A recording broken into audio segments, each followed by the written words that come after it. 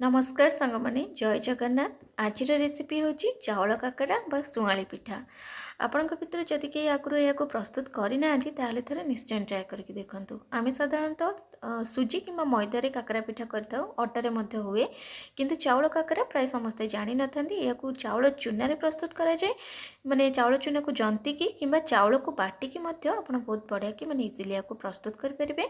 जदि चाउल चूनाटा बनवाई आपको कष्ट हो घरे कि चाउल चूना जंतियापाई कहार असुविधा होची तो चाउल को बाटिकी भी आपड़ यहीपरी भाव में बनई पारे। बहुत ही सहज प्रणाली और परफेक्ट माप सहित मुझे सहित मुझे सेयार करदे। यही पिठा को जेकोसी पर्वपर्वाणी आप इजिली प्रस्तुत करेंगे। माने भोक हिसाब रे भोक लगे प्रस्तुत करेंगे। यहाँ आम गोटे ऑथेंटिक और बहुत पुराना रेसिपी। तो थे निश्चय ट्राए करके देखूँ। वीडियोटी को शेष पर्यंत देखिए अनुरोध रहा। रेसिपी भल लगे लाइक कमेंट शेयर करने सहित जदि चैनल नुआ अच्छा ताले प्लीज गोटे सब्सक्राइब करदेवे। ये देखो मुझे वीडियो प्रथम गोटे क्लास देखी से क्लास रे मापिकी 2 ग्लास अरुआ चाउल जोटा कि आम पिठा चाउल पिठापी जो चाउल आम व्यवहार करूँ से चाउल को 8 ରୁ 9 घंटा पर्यंत भल भाव में बतुरे देती। चाउलटी को ग्राइंडर जार रे देखी भल भाव में चिकण करके बाटी। तो यही ग्लास रे मापिकी मु चाउल नहीं आई ग्लास रे मापिकी ये मु पानी दौची। ये ग्लास रे मापिकी मु 2 ग्लास चाउल नहीं से मापिकी सामान 2 ग्लास पानी व्यवहार कर स्वाद अनुसार लुण आ मिठा पाई प्राय 2-3 चमच गुड़ देदेली। गुड़टा टिके मेल्ट हो सारा पर 2 बड़ चामच तेल कि घी ऐड करदे जहाद्वारा जंतुणीटा आपन को चिपचिपा लगेनि कि चकड़ापी बहुत माने सहज हम। तो ये देखूँ जो प्रस्तुत करके रखी जंतुणीटा टी चामच प्रथम गोले गोल मुझे पानी ऐड करदे। देखुए पानीटा किंतु फुटनी पानीटा जिते भल भाव में गरम हो गुड़टा मेल्ट हो आप जंतुणीटा को ऐड करदे। पानीटा फुटा पर्यंत अपेक्षा करेंगे। गैस फ्लेम को एकदम लो करदे और लो फ्लेम रे कंटिन्यूअसली गोले गोले भल भाव में आर गोटे जंतुणी प्रस्तुत करने। तो ये देखो किसी समय गोले सारापर जंतुणीटा आमर एकदम परफेक्ट रेडी हो जाए। तो एकदम पूरा गोटे डो फॉर्म को पलि आसी। गैस फ्लेम को ऑफ करदे और जंतुणी को गोटे बड़ जगार बाहर करके टिके ठंडा करनबा। तो जो चाउल जिते आप बाटुचंदी तो एका संगे चाउल बहुत सारा पानी देदेनि ताले चाउलटा जो बाटे से भल भाव में चिकण हेनी। अल्प अल्प पानी देकी बाटे। जिते मुझे चाउल को बाटी तो से प्राय अध कप रु भी कम हम पानी व्यवहार करी।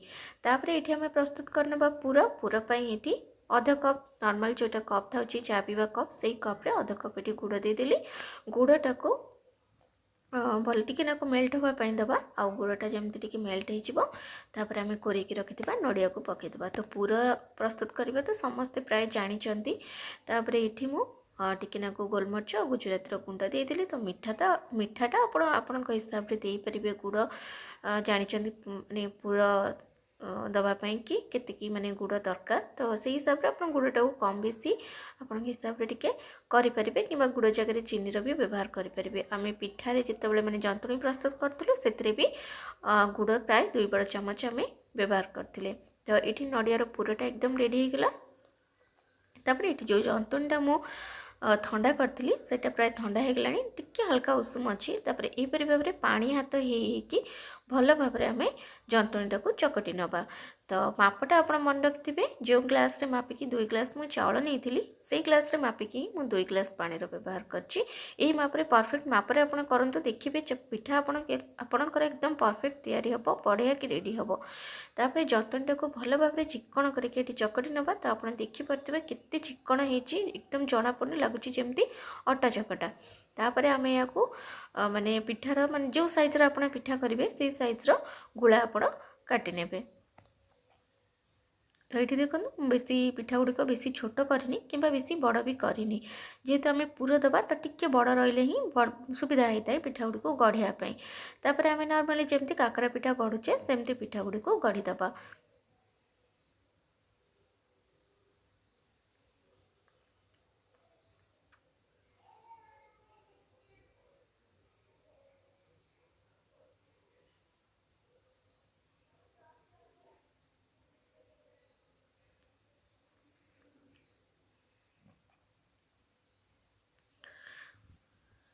तो बस ताको भल भाव में गोल गोल करके हाथ रे टिके प्रेस करदे टिके चेपटा आम करनबा। तो बस यहीपरि भाव में सब पिठा गुड़ी गढ़ी आम रेडी करनबा। आ जदि आपण चाहूँगी जे आपको प्लेन बनवाई कि पुर न देवाई ताहले जंतुणी रे आपण टिके पान मधुरी देदेवे। पान मधुरी देकी बिना पुर देकी हाथ में सेमती खाली गुला करके हाथ में प्रेस कर नेबे ताहले एटा बिना पुर दिया सादा काकरा मध्य हो सादा चाउल काकरा जोटा भी सीटा भी खाइबापी बहुत बढ़िया लगे किसी खराब लगे आपड़ चाहिए बिना पुर देकी करें किंतु जंतुणी रे टिके जितेबाला माने पानी रे पान मधुरी गोटे चामच देदेवे जहाँद्वारा खाइबापी बहुत बढ़िया टेस्ट आसो। तो यहीपरि भाव में कड़ाई रे तेल गरम कर देती कड़ाई रे 5टी पिठा जगह है। तो जी जगह है से पिठा देकी मीडियम फ्लेम रे भल भाव गोटे सुंदर यार कलर आसवा पर्यंत को फ्राए करनबा। तो ये देखिपे पिठा गुड़िक एकदम बढ़िया कि फ्राए हो जाए बहुत सुंदर कलर भी आसी जाइए एकदम उपरू क्रिस्पी आ भितर नरम होती। पिठाटा साधारणतः गरम गरम खावाई बेसी भल लगी था। आई प्रोसेस आपड़ कले ना पिठाटा ठंडा हेले ठंडा हो सारा पर भी सेमती नरम थी बढ़िया लगे खावाई। तो यहीपरि भाव में मुझे सबू पिठा कड़ी रेडी करनी आप देखिपे केते सुंदर हो बहुत बढ़िया कलर भी आसी। पिठा को फ्राए कला बेले टिके केयरफुली फ्राए करेंगे कड़ाई जी जगह हम से देवे बेसी माने अधिका देवेनि जहाँद्वारा पिठाटी माने छाणीबापी टिके असुविधा होता है। आ परफेक्ट तेलटा गरम है ही पिठाटा को आप पकेबे और मीडियम फ्लेम रे ही फ्राए करेंगे जहाँद्वारा ऊपर क्रिस्पी होगा सहित भितरटा भल भाव में सीझीज। तो ये देखिपारे पिठा केते नरम और सॉफ्ट होती। रेसिपी भल लगे चैनल को गोटे लाइक कमेंट शेयर सहित सब्सक्राइब करने को भूल।